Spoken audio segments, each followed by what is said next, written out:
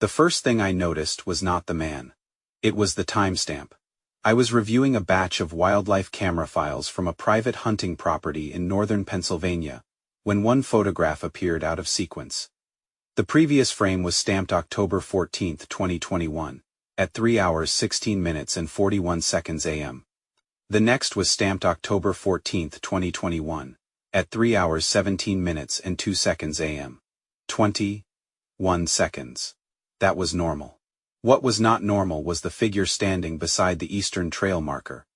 At first, I assumed it was a hunter. The camera was positioned 6 feet above ground, angled toward a narrow game trail that crossed between 2 stands of hemlock. At that distance, the figure should have been easy to identify. Instead, the image showed what looked like a person wearing a dark coat standing approximately 48 feet from the camera. There was something wrong with the face. I enlarged the frame.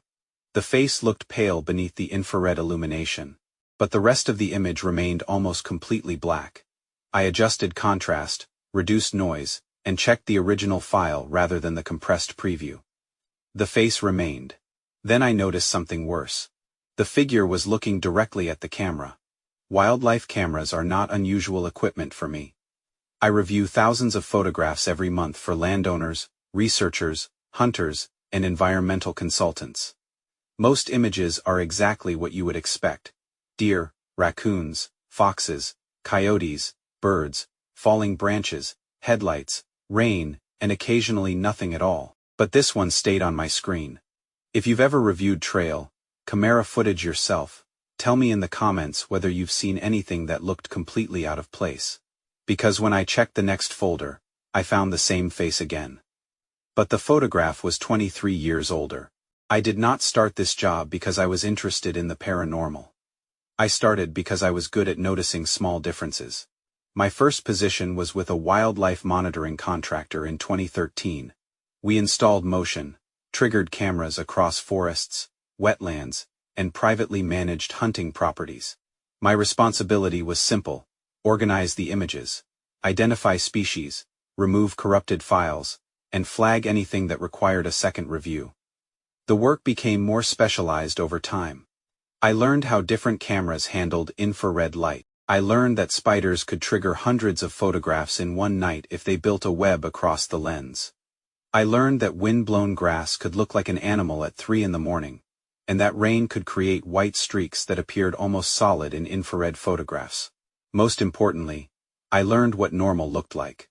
A deer approaching a camera usually produced a sequence of frames: head down, ears moving, body entering the detection zone, then disappearing. A raccoon might trigger 3 or 4 images while passing.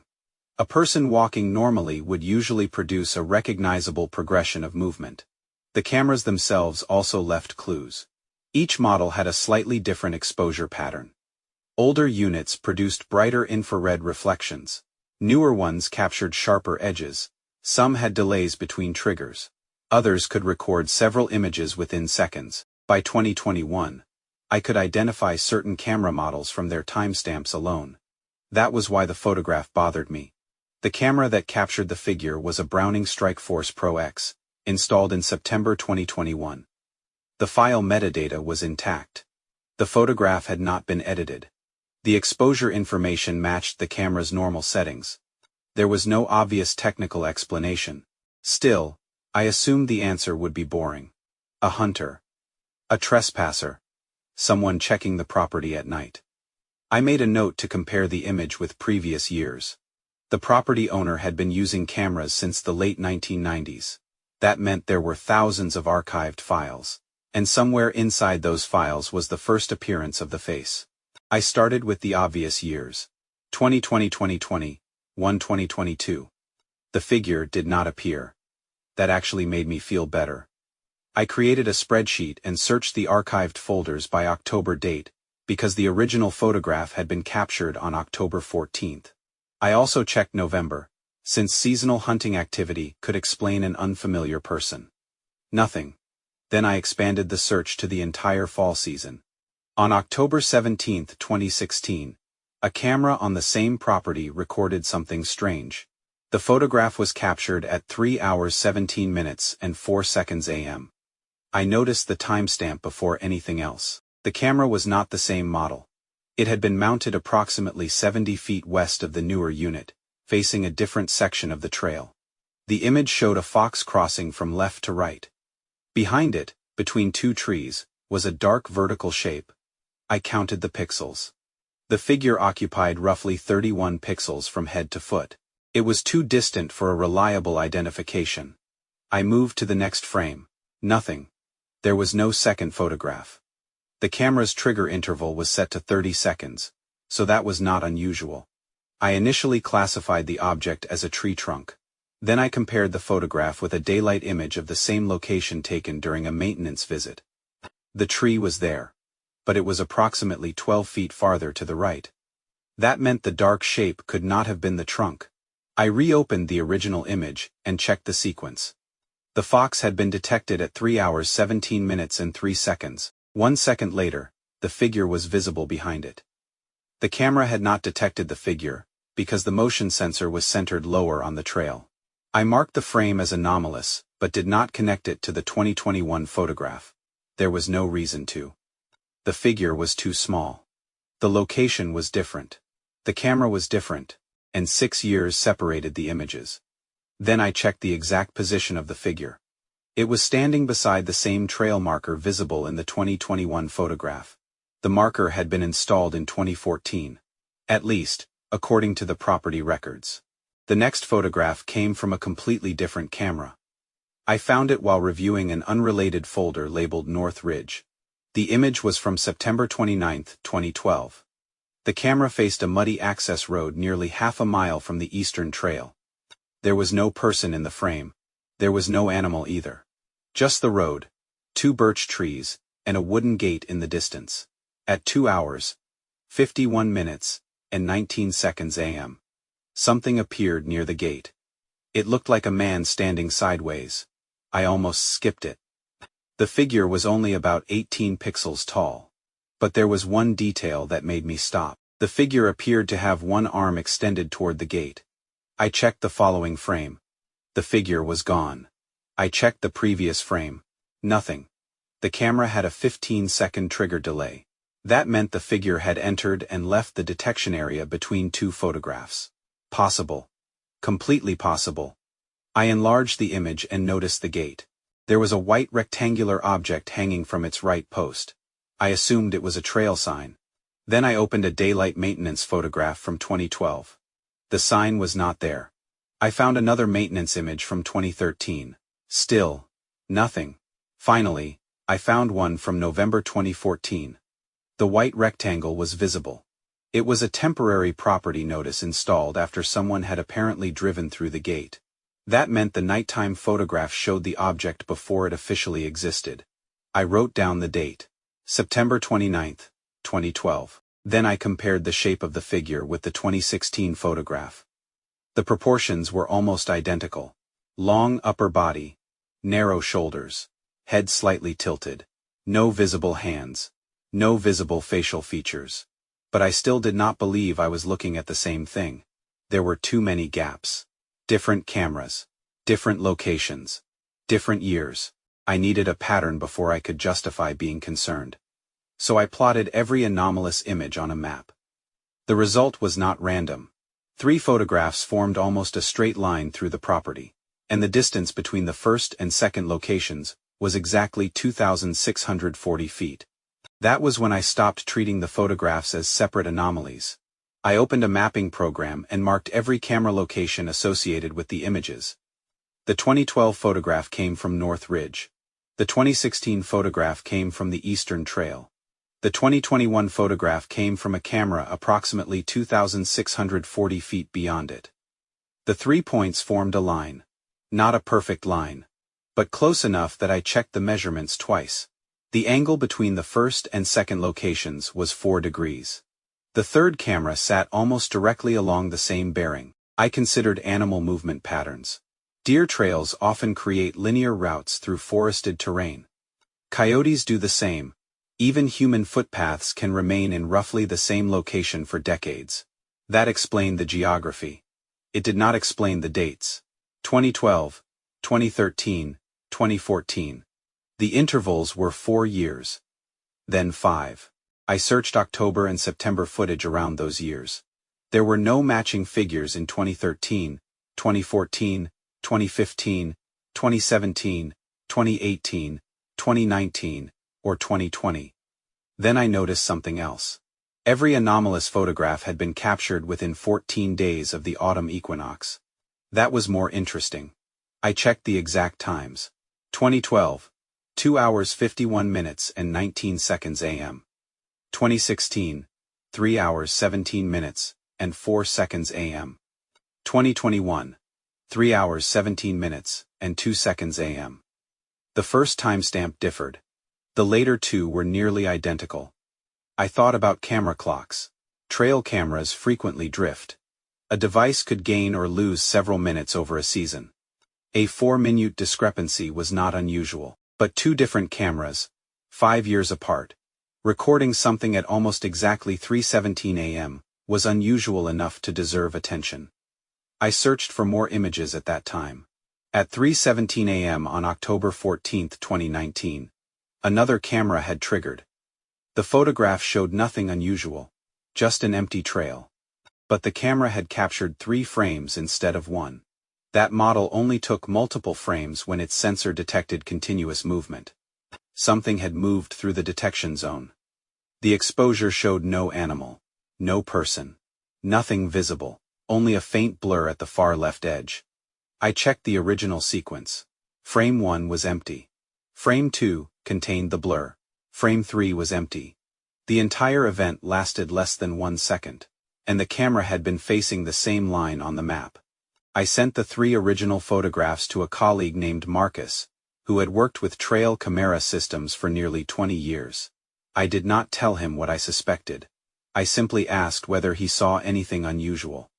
His first response was practical. The 2012 photograph could be a person. The 2016 photograph was too low resolution to identify. The 2021 image looked like a person standing unusually still. That was exactly what I expected. Then I sent him the metadata. He called me. Check the 2021 file again. I asked why. He said the compression pattern looked strange around the face. I opened the original and zoomed in.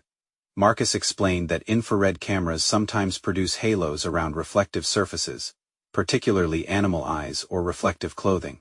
But the halo around the figure's face was different. It was not centered. It appeared slightly behind the head.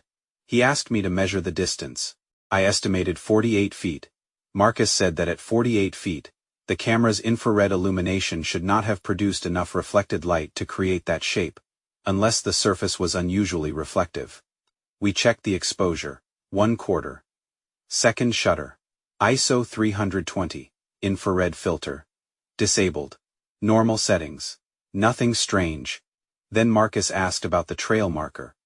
I sent him the daylight photograph. He was quiet for several seconds. That marker isn't where I expected it.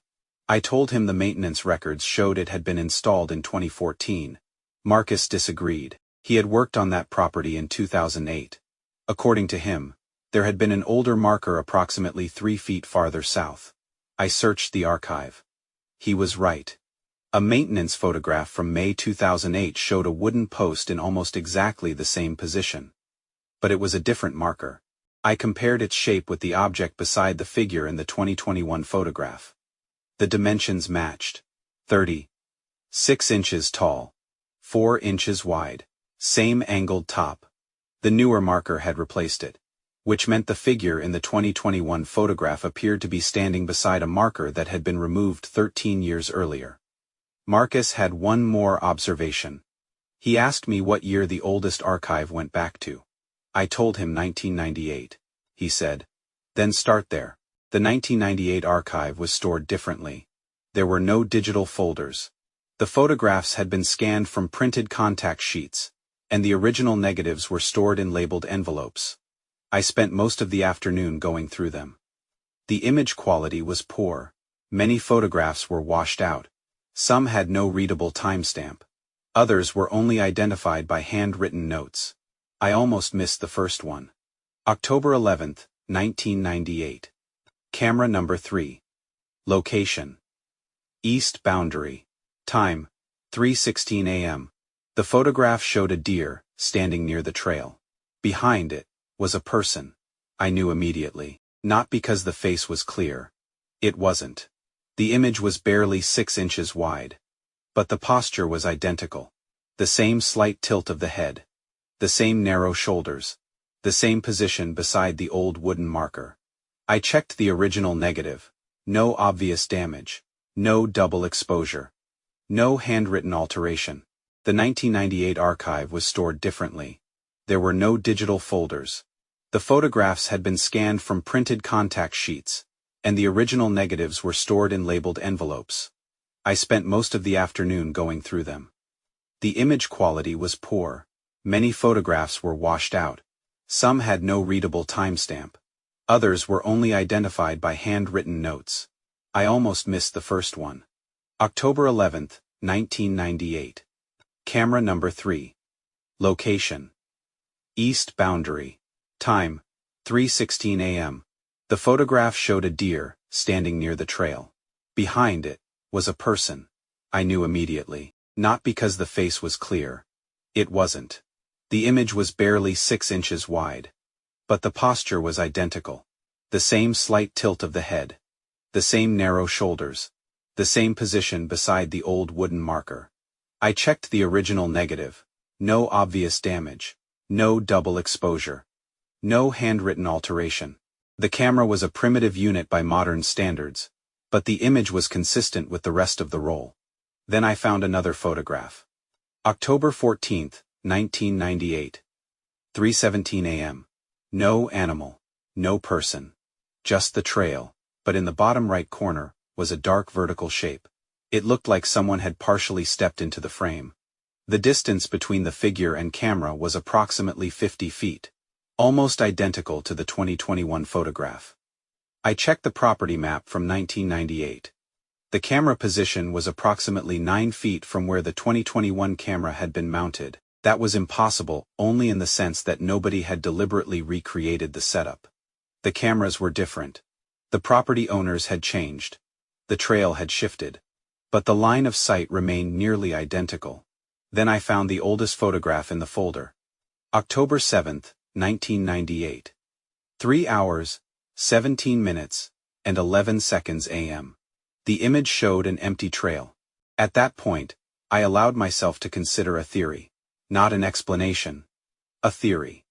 The photograph suggested that whatever was being recorded was not traveling through the property, like an animal. It was appearing at specific locations. More importantly, those locations seemed connected to the trail markers. The markers were not identical. They had been replaced several times. But they occupied nearly the same positions. I overlaid the camera coordinates from 1998, 2012, 2016, and 2021 onto the property map.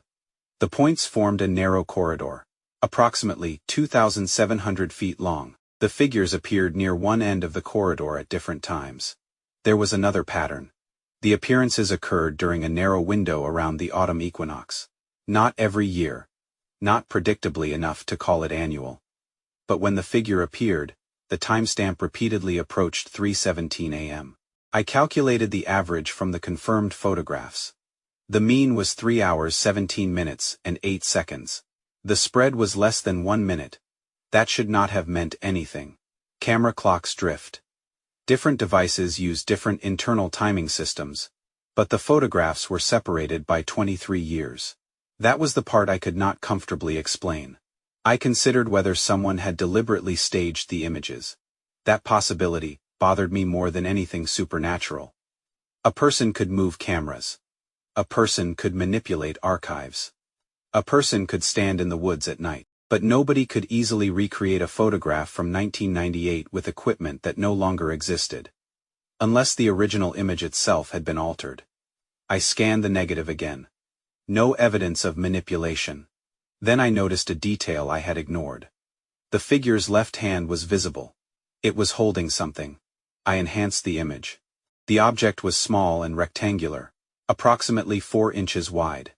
I compared it with the later photographs. The same shape appeared in the 2012 image. And again in 2021. It looked like a trail marker. But why would someone carry a marker through the woods at 3:17 a.m.? There was only one way to find out. I needed to visit the location. I went to the property 2 days later. I did not go alone. Marcus agreed to meet me at the Eastern Access Road just before sunset. We brought ordinary field equipment, GPS units, cameras, spare batteries, measuring tape, and a handheld radio. I also brought printed copies of the original photographs. The first location was easy to find. The newer trail marker was still there. The older one was not. We measured from the current marker to the coordinates recorded in the 1998 maintenance notes, 38 inches. That was the exact width of the discrepancy between the old and new marker positions. Then Marcus found something in the soil. A square patch of darker earth, approximately 4 inches wide. It was partly covered by leaves. He cleared them carefully. There was a small metal bracket embedded in the ground. It looked like part of an old signpost. The metal was heavily corroded. I photographed it. The GPS placed us within 12 feet of the 1998 camera location. We continued toward the second point. At 2,640 feet, we found the old access road. The wooden gate had been replaced. The birch trees remained. One of them had a small rectangular notch cut into the bark. Marcus recognized it immediately. He said it was an old camera placement mark. The tree had been used for a camera decades earlier. I checked the archived map. Camera number 3. East boundary. 1998. We were standing at the same tree. By then, it was almost completely dark. We decided to install a modern camera at the original position. I set the clock precisely. 3:17 a.m. was the reference point. The camera was programmed for one photograph whenever motion was detected. We left at 8:42 p.m. Nothing happened that night. The following morning, I returned alone to collect the camera. The first 36 photographs showed deer, then raccoons, then an empty trail.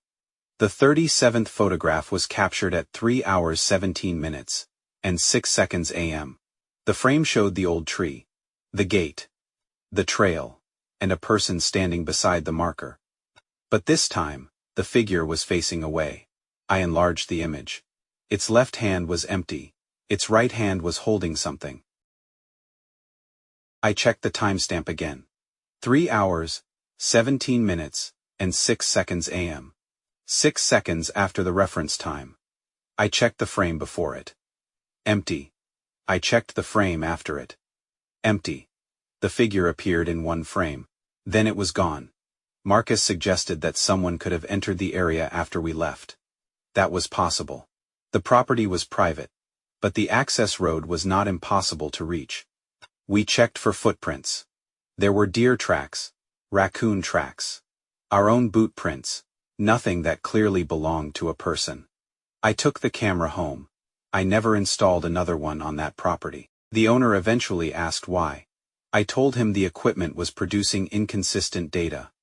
That was true. I did not tell him about the photograph. I still have the original file. There is one detail I have never explained. In the bottom right corner, behind the figure, is a small wooden marker. It is not the current marker. It is the old one from 1998. And according to every property record I could find, that marker was removed in 2008. I know because I was the person who found the replacement records. But in the photograph, the old marker is standing there. And beside it, the figure is holding a trail camera pointed directly at me.